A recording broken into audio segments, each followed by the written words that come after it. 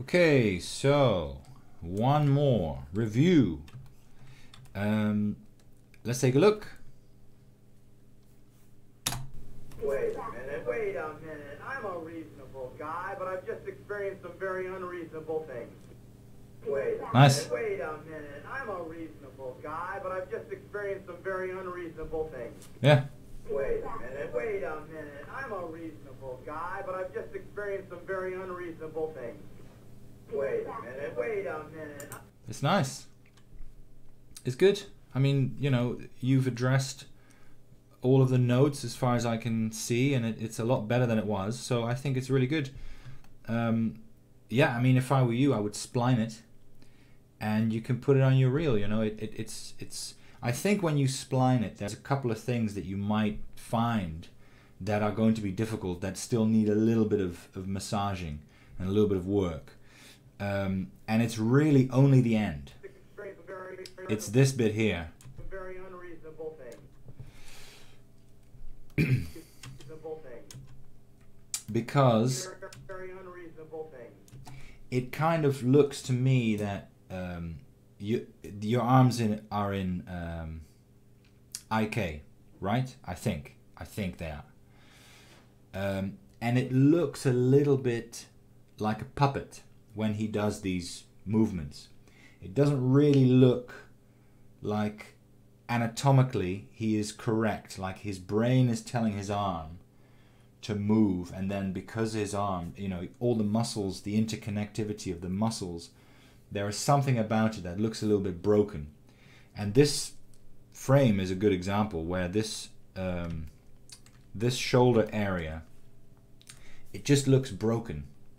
You see, now of course when you go, you know, if you have a cartoony action or you go somewhere really fast, it's fine to break things if it happens really fast and if you can't really see it. But in this case, I can clearly see that this is broken throughout the movement and throughout the animation. You know, this seam here, this shoulder is completely. Let's see.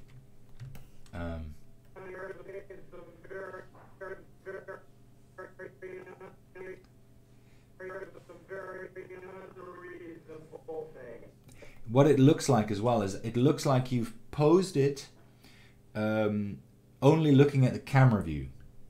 So instead of posing it in 3D, what I would like to see and what I'd like you to do is to take your perspective view and look around it from a different angle when he's doing that arm swing movement and see if it looks good. I think it probably won't. And so what you need to do is you need to make sure that it actually works in 3D from all different angles. Now, of course, it's fine that if, you know, you can have some things break and you can have some things intersect where the camera cannot see, because, you know, it would take forever to make it look completely, you know, perfect from every angle. And it's not interesting and it's not important because you only need it to work from your active camera, of course, and your final camera. But at the same time, when you are working, it really does help when you're working in 3 dimensions to make sure that it works in relatively well in 3D space. And it looks like this arm here doesn't really quite work. Mainly because, so here, first it was around here in 3D space. If this is his arm, I'm going to make try to make a 3D drawing of it here, of a cylinder. I'm talking about this arm, by the way, his right arm, and our screen on the screen left arm. And then here it looks like all of a sudden, so this is the upper arm coming much more towards us, but then this arm, the lower arm, is straight, and then here it changes again where the upper arm goes back now, and then the lower arm comes forward. I'm not even talking about the hands. The hands are doing something completely different altogether. You see the difference there is that this arm is pointing that way and then straight up, and here it's pointing back down and then straight forward. So it's doing completely different things over the course of a very short amount of time. So even though it's in 2D space, it's doing that and then that, and if you look at that, then that doesn't look like such a big difference. But in 3D space, it's changing completely, and you can really tell that that's a very uncomfortable movement that looks it looks unnatural. And then he pushes it forward, and he pushes it forward again, and here I have the feeling that the hinge point of his shoulder is here, because this area isn't really doing anything, but it's all hinging from this point here.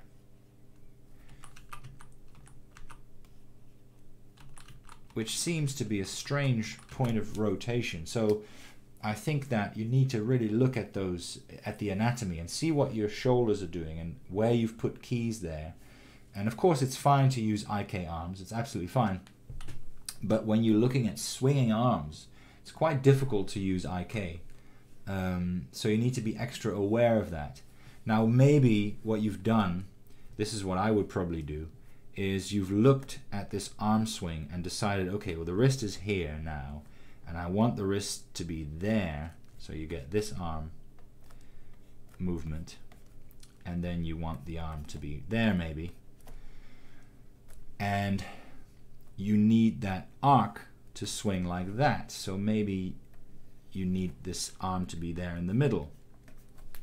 And then when you posed it there in the middle, you found maybe that the arm was here, or it was there, or so you just moved the IK into a position where it looked good in 2D space, but in fact it kind of destroyed the where it should be in 3D space. I think that's what happened anyway. It's hard to analyze when I don't have the file, but I think that that's what happened. And your arm movement generally feels quite uncomfortable there. Very unreasonable thing. Unreasonable thing. Also because you have this big, wide forward arm expression where the arm pushes forward, and then you kind of have it relaxed, but it doesn't look relaxed because you're moving it all the way back again. I think when you throw up your arms in exasperation, you push your arms forward and up, and then you just completely let go, and you just don't have any energy in your arms anymore. So your arms just drop. And when your arms drop, then your shoulders will return to their natural default positions. But in your case, you've pushed the shoulders all the way back. And if you try to act that out, you find that you actually need to expend quite a bit of energy, throw your arms up, and then push them back. And just immediately it looks unnatural, because it looks like something that you do instead of something that just naturally happens to your body. So you see here, the shoulder is almost pushed forward, where the upper arm is pushed back, and then the lower arm is pushed forward again. So you get this kind of step triangle thing, whereas really you probably just want to end up with the shoulders looking relaxed by their sides. And you can still, it's hard to draw this because in 2D space it actually makes a lot of sense what you're doing. So I do understand the thinking behind it, but you just need to look at your arms in 3D space and make sure that when you look at the front, see, if I rotate the camera around and he's facing this way with his face, then it looks like, if this is his body, I'm just going to pick a different color here to draw his arm. It looks like the shoulder is there, but then his arm is here, and then his forearm is there. Whereas really what you want is you want this shoulder to be kind of just down and the upper arm just down. and then this just kind of relaxed out to the side, just so he doesn't look so stiff and tense, because at the end he just drops, because he says, I've had so much trouble, you know. What's the line again? The line is, of unreasonable things. I've experienced some very unreasonable things. So on unreasonable things, he just drops it because he's exasperated, he's frustrated, and he just lets it all go. And you want to show that by dropping everything down instead of scrunching things up in this kind of stiff way. And I think it's not very hard to change that. I think the motion is good, and it's nice that you've offset it, because it looks like, you know, they're doing different things, the arms, and I think that when you spline that, it'll make it look interesting. It'll make it look, it'll make it look interesting with a variety of movement in the different arms. But you just want to look at that. Where is it? Where are the arms? And again, I've sent you an email. Always ask yourself, why? Why is the character doing this? Why is he moving like this? Is it because you just want to create an attractive looking movement? Or is it actually supporting the acting and the dialogue? If he's throwing his arms around in exasperation, that's great. But how is he doing that? Act it out. Do it in front of the mirror. What do you do? Do you find that you do all kinds of weird stuff just because you're trying to mimic the animation that you've got in your head? Don't do that. Just act it out the way you would in real life, and then see what you're doing there and copy that instead of just trying to do some weird, crazy dance. Because it'll end up looking unnatural. And if you just focus on the shoulder and then the upper arm, I think that's all you need to do. And then the lower arm will follow from that, and then the wrist and the hand will follow from that. And you can offset each of those by 1 or 2 frames, and then you'll get a nice natural looking motion. I think that's all you need to do, and then you're done, because it looks good. Other than that, let's watch it again. Wait a minute. I'm a reasonable guy, but I've just experienced some very unreasonable things. Yeah, I think that's all you need to do. And then of course, you know, you need to add more mouth shapes because you haven't done that yet, but you know, it's up to you if you want to spline it and finish it, or just leave it with this exercise. But personally, I would finish the scene because it could be really nice. Wait a minute. And then in the beginning he says, wait a minute. On the second wait a minute, that's a really nice accent, a really nice kind of moment to hit the dialogue with some motion. And at the moment you're not really doing that. Now you could do it with the face and the lip sync by having maybe an anticipation here on frame 36, where you could have the eyes kind of down and he's kind of, oh, let me just, because it's the ooh shape there. Maybe rotate the head down a little bit more so he's just a bit more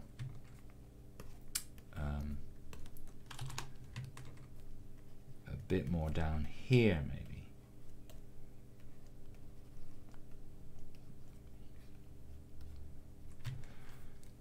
And then this is around frame 36, by the way. And then here you open him up.